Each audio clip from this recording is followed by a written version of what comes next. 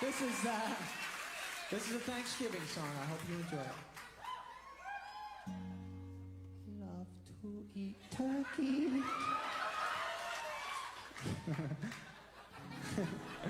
Love to eat turkey.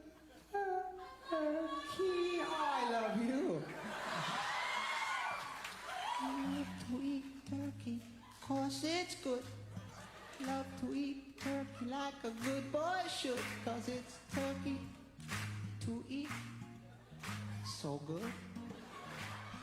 It Takes Two with Amy and JJ. I mean, is there a more appropriate song to play in for our Foodie Friday guest today, Beth Breeding from the National Turkey Federation? Hello, Beth, and welcome to the Mighty 790.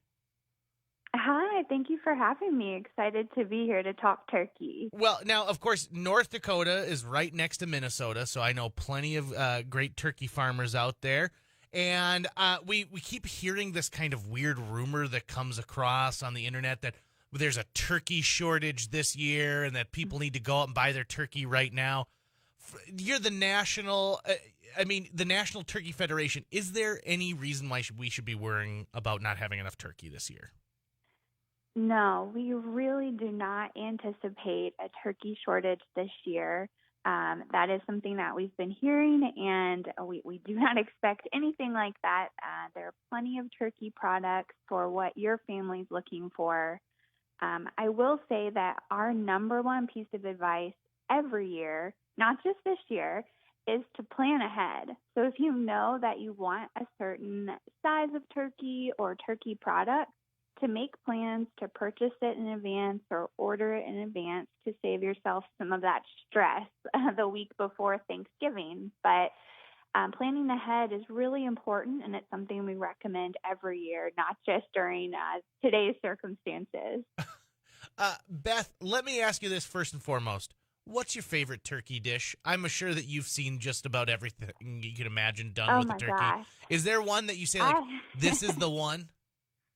I mean, I just like something really simple. My family's been smoking our turkey for a couple of years now, and honestly, I don't think it gets a lot better than that. And plus, it gives you an excuse to kind of like get outside and maybe have a couple of drinks around the smoker while it's cooking.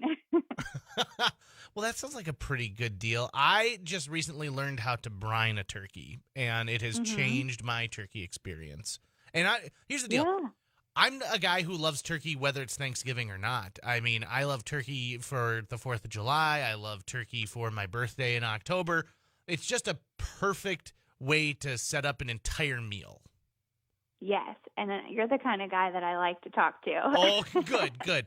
Okay, so one of the reasons we had you on, Beth, is and maybe I'm late to the turkey talk on this one, but I had never heard of heritage turkeys before. Yeah, so heritage turkeys are a type of turkey that you can purchase. These are going to be some of the older breeds of turkeys, and they're not really grown commercially in the United States. The breed of turkey that is grown on most turkey farms is called the broad-breasted white turkey.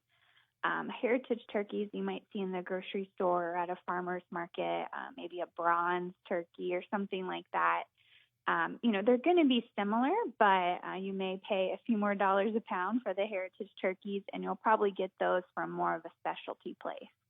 And, I mean, am I right in thinking it's not a wild turkey, but it's not like that classically farmed turkey that you're talking about? It's something kind of in the middle. Right. It's not a wild turkey, but they are farmed, but it's not more of it's not the turkey that is more traditionally domestically farmed. Does it have a different taste? Not really. Sometimes when you purchase a turkey from the grocery store, they may have a solution in them. It's kind of like a brine to help keep them tender and moist when cooking. Heritage turkeys may not have that, but taste-wise, I really don't think you can tell that much of a difference. So let's talk about actually getting our turkey for Thanksgiving. Is it too early to pick up that bird if I go to the grocery store on Sunday, November 1st? No, definitely not. And I know some grocery stores already have them out, especially if you're purchasing a frozen turkey. There's no reason not to purchase in advance and just put it in the freezer. Maybe grab another one for Christmas, but no problem in purchasing it now. If you prefer the fresh turkey, I would definitely wait a couple of days or a couple of weeks to pick that up, depending on when you're having your meal. But there's no reason not to go ahead and grab a turkey and have it on hand. So the frozen turkey, a lot of people I think this year are making their first ever Thanksgiving dinner at home. You know, a lot of folks are not traveling to grandma's house where the classic turkey roaster cooks the bird every single year. So what do those new cooks need to know about prepping their turkey to be eaten this year? No, we're definitely seeing that with a lot of turkey first-timers this year. I would say it's really important for them to understand that it's not a daunting thing. It's a lot easier than you might see in the movies or TV, and anyone of any skill level in the kitchen can do it. You just really want to make sure that you're adding some good flavors to your turkey, maybe a compound butter, some fresh herbs, and making sure that you don't overcook it, that it's cooked to the appropriate temperature. You can use a meat thermometer. That'll be your best friend in the kitchen, and make sure that it reaches 165 degrees throughout the turkey. If you overcook it, that's when you run into a dry turkey, and nobody likes that. Beth, is there a rule of thumb for picking the size of your bird for the number of guests? Yeah, so we generally like to say about 1.25 pounds of turkey per guest.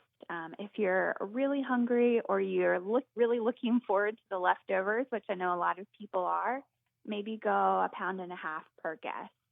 Oh, see, I like that. See, I make a thing called Thanksgiving waffles where I put my stuffing into a waffle iron and then put shredded turkey and gravy on top of that the next day. It is sublime. So I always sounds think amazing. right. And I like to make soup with the turkey afterwards. And so to me, I'm not thinking about getting one meal out of this. I'm thinking about getting a freezer full of meals. Yeah, and we know that some Thanksgiving celebrations might be a little bit smaller this year, but I mean, I would go ahead and buy the bigger turkey so that you have those leftovers, right? That's the good part of it. And we've got a lot of recipes on our website. It's eatturkey.org. We're going to have Thanksgiving egg rolls, some pizzas, pastas, soups, like you mentioned, a lot of fun things. We may have to add your waffles recipe. Oh, you are more than welcome. And it looks beautiful on a plate, too. Okay, what about those people who all decided that they were going to get an Instapot this year? I mean, are people, and they're trying to cook everything in it. Can you cook like a turkey breast in an Instapot? You definitely can. No, that's a trend we've been seeing over the past couple of years, kind of letting the Instant Pot do the hard work and setting it and cooking pretty quickly, actually. So that's a great option for folks who maybe are trying to free up some oven space for the pumpkin pie or green bean casserole. We have recipes on our website, eatturkey.org, for a couple of different turkey breast preparations in the Instant Pot. And we've tried them, and they're great. It really does cook pretty quickly with minimal effort on my part. Oh, see, and I like the sound of that as well. In fact, you'd be hard-pressed to not find a home or like a church that doesn't have one or two turkey roasters in our neck of the woods. For some reason, it is just a staple of owning a home in the upper Midwest. And so I know a lot of people who said, gosh, we're going to try the turkey roaster for the first time ever. Like I mentioned, some people are going to be using the Instapot. Mm-hmm. And then some people are going to be using their oven. They're going to do a traditional roasted turkey when it comes down to it. Now, you had mentioned using some compound butter in that. Should I be checking, like if I'm roasting it in the oven, should I be opening that and checking on it on a regular basis and rebasting it? Or am I better to just shut the door and let it do its job?